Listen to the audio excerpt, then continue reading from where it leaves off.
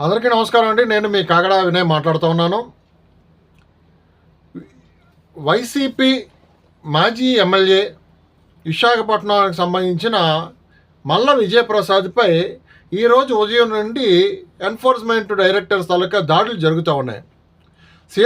విశాఖపట్నం సీతందార్లో ఉన్న ఆయన సొంత ఇంట్లో ఈరోజు ఉదయం 5 గంటల నుండి ఒడిశాకి సంబంధించిన ఈడీ అధికారులు, అంటే ఎకనామికల్ అఫెన్సెస్ వింగ్ ఇచ్చిన ఫిర్యాదు మీద సుమారు 2 వాహనాల్లో నేషనల్ సెక్యూరిటీ ఫోర్స్కి సంబంధించిన, అంటే కేంద్ర భద్రతా దళాలకు సంబంధించిన ఆర్మ్ అంటే మిషన్ గన్లు మొత్తం ఫుల్ సెక్యూరిటీతో వచ్చిన 2 వాహనాల్లో వచ్చిన వారు ఈవేళ ఉదయం 5 గంటల నుండి మల్ల విజయప్రసాద్ తాలూకా ఇంట్లో సోదాలు చేస్తూ ఉన్నారు. గతంలో కూడా 2021లో కూడా మల్ల విజయప్రసాద్, అంటే వైసీపీ నాయకుడు మాజీ ఎమ్మెల్యే, ఈయన గతంలో కూడా ఒరిస్సాకి సంబంధించిన ఈడీ కేసులు అరెస్ట్ అయ్యి జైలుకి వెళ్ళడం జరిగింది.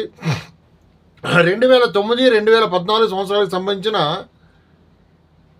చిట్ ఫండ్ ఆర్థిక మోసాలకు సంబంధించిన కేసులో సుమారు 3,000 కోట్ల రూపాయల తాలూకా స్కామ్లో ఈరోజు ఈడీ దాడులు జరుగుతున్నాయని మనకు తెలియవచ్చింది. గతంలో ఈయన మీద తెలంగాణ, ఆంధ్రప్రదేశ్, ఛత్తీస్గఢ్, ఒడిశా ఈ స్టేట్స్లో కూడా అనేకమైన కేసులు నమోదవడం జరిగింది. అరెస్ట్ అవ్వడం, బెయిల్ మీదకి రావడం, జైలుకి వెళ్ళడం కూడా జరిగింది. ఈరోజు అయితే ఉదయం 6 గంటల నుండి సీతందార్లో ఆయన ఇంటి మీద ఈడీ దాడులు జరుగుతూ ఉన్నాయి. చూద్దాం, పూర్తి వివరాలు బయటికి రావాల్సింది.